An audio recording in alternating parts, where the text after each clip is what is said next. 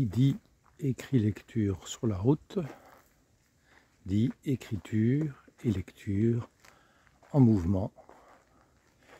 Il fallait bien à un moment donné commencer et être en mouvement. Pour cette première proposition réelle d'écriture sur la chaîne, je suis venu dans un coin de forêt qui borde ces champs et ces collines. C'est un coin où je viens souvent.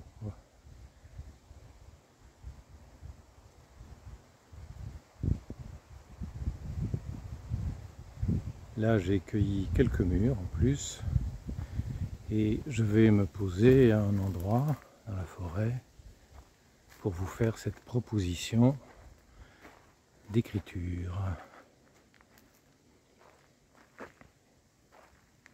Petite balade, pas très longue, de 3 km 500, je pense. Une balade que je connais bien, où je viens souvent depuis une vingtaine d'années. Voilà, je cherche un endroit pour me poser et je vous parle de cette proposition d'écriture.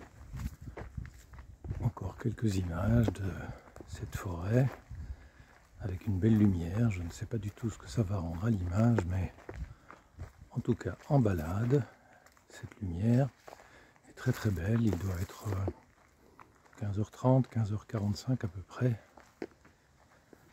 C'est un coin à mûres, même si ici, à l'ombre des pins, elles sont plus petites et pas encore prêtes, mais juste avant d'entrer dans la forêt, j'ai cueilli de quoi faire un bon dessert.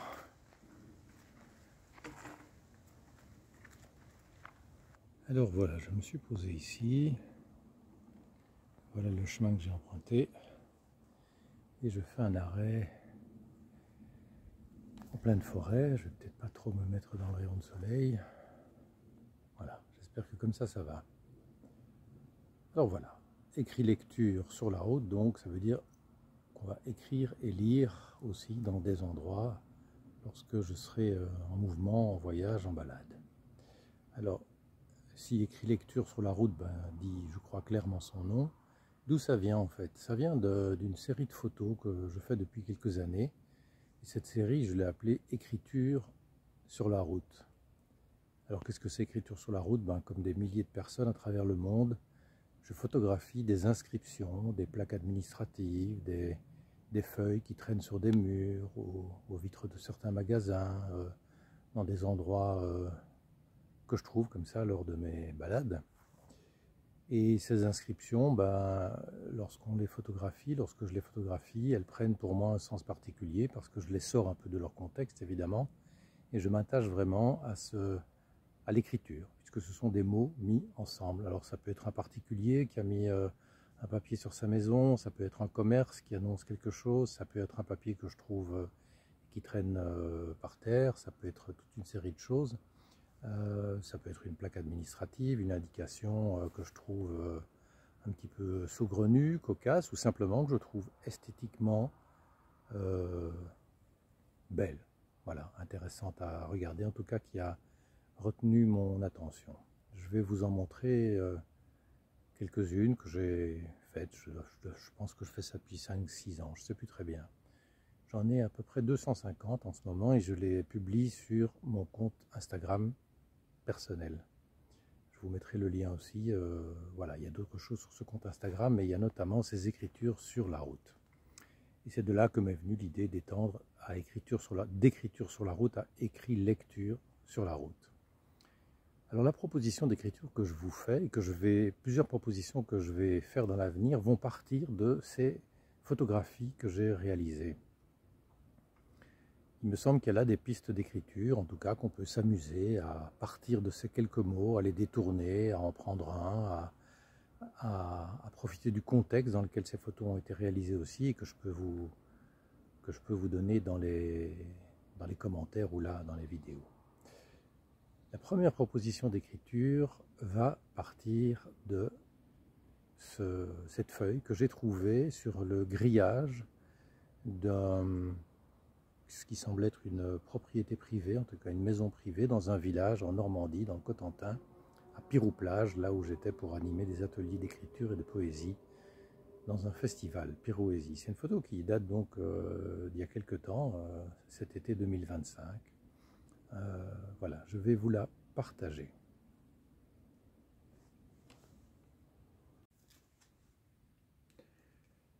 Alors voici cette photo. Elle est donc prise devant un court de tennis. On y voit une inscription, une feuille glissée dans une pochette plastique qui a un peu vécu, avec les intempéries, les pluies. Alors qu'est-ce qu'on lit? Aux champions, deux points, les cris, les insultes et la musique forte n'améliorent pas vos performances sur le court. Bon 7. Voilà, il y a donc apparemment une personne du voisinage qui a trouvé que les cris, les insultes et la musique forte de quelques personnes qui ont joué au tennis n'amélioraient pas les performances de ces personnes. C'est une demande avec à la fin un souhait quand même que ces personnes puissent faire un bon match ou un bon set. On va partir donc de cette inscription. Ce que je vous propose, c'est d'imaginer que vous prenez une feuille de papier et vous allez vous adresser, vous aussi, à un groupe. C'est une adresse, donc. Ici, c'est aux champions. Vous allez vous adresser à qui vous voulez. Je pense que ce serait bien d'avoir un groupe, donc une adresse au pluriel. Alors, est-ce que c'est un groupe d'humains ou est-ce que c'est un groupe d'autre chose? Est-ce que vous vous adressez aux nuages ou, je ne sais pas moi, aux balles de tennis qui sont sur le court, ou peu importe, mais c'est de vous adresser donc à un groupe. On reprend cette structure-là, on s'adresse, deux points. Et puis on écrit une phrase. Alors, cette phrase, comment elle est constituée? Les cris, les insultes et la musique. Ça veut donc dire qu'elle commence par trois noms, trois substantifs avec leurs articles. C'est le troisième, la musique, qui a droit à un adjectif, la musique forte. Donc les cris, les insultes et la musique forte. Je propose que vous commenciez votre phrase, vous aussi, par trois noms, trois substantifs, et que le troisième ait droit à un adjectif, uniquement le troisième. Et puis vous continuez votre phrase.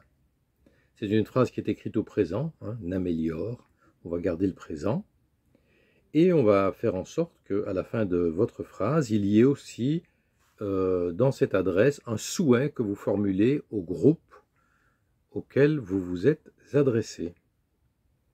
Voilà, donc on va vraiment reprendre une partie de la structure de cette inscription trouvée dans la rue.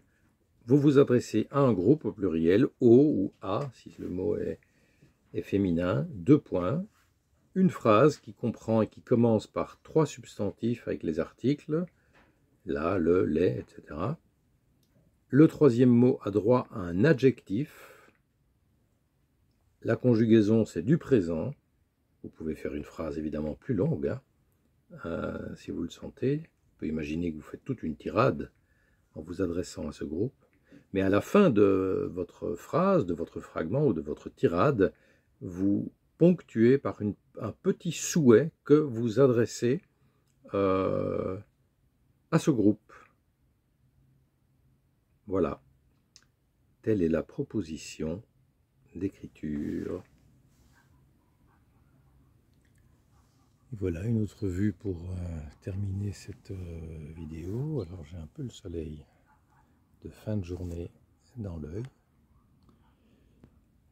J'espère que cette proposition d'écriture vous plaira. C'est la première donc depuis inspirée par ces photographies, écriture sur la route. Ce que je vous propose, ce dont je rêve, c'est que donc vos propositions d'écriture, vous puissiez les mettre dans la partie commentaires de YouTube, quelle que soit la longueur d'ailleurs.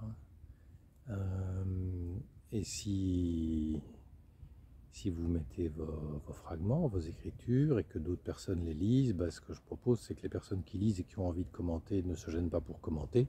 Évidemment, c'est toujours commenter en toute bienveillance, avec gentillesse Et voilà, c'est l'écriture qui nous intéresse, le simple plaisir de l'écriture. Donc voilà, si vous écrivez, merci de partager en commentaire ce que vous écrivez, si vous en avez envie évidemment. Alors vous le savez, pour que cette chaîne YouTube puisse se développer, pour que ces propositions en libre accès puissent se développer, que je puisse en tourner d'autres, en proposer d'autres, si vous avez envie de partager cette vidéo, n'hésitez pas. Si vous avez envie de mettre un pouce sous la vidéo, n'hésitez pas. Si vous avez envie de booster, je crois qu'il y a un bouton boost qui apparaît sous certaines vidéos YouTube, je n'ai pas encore bien compris le principe. N'hésitez pas, et surtout, c'est bien de vous abonner. En fait, les algorithmes de YouTube, ça fonctionne comment? Ça fonctionne avec les pouces qu'on met, ça fonctionne avec les abonnements, bien sûr, et ça fonctionne aussi avec les commentaires et le nombre de commentaires. Voilà, c'est la logique des algorithmes. Mais pour que je puisse développer ce projet, si cette vidéo et cette proposition d'écriture vous a plu, eh bien, merci de partager, de liker, de commenter, etc. etc. C'est un petit peu le message que je donnerai à la fin de chaque vidéo, comme font tous les youtubeurs du monde. Et voilà, je vais vous laisser avec ce décor. C'est donc le soleil de fin de journée, il doit être 18h30, 18h45. J'ai pas tourné toute la vidéo dans la continuité. Et je vous laisse avec la vue sur un pylône électrique. Et là, au loin, je ne sais pas comment vous voyez, c'est la forêt de Saint-Hubert, une des plus belles forêts de Belgique. Je ne sais pas si vous entendez, il y a un chenil là dans la vallée. Et moi, j'entends les chiens aboyer. Voilà, à bientôt pour une autre vidéo. Et merci de votre attention, comme on dit.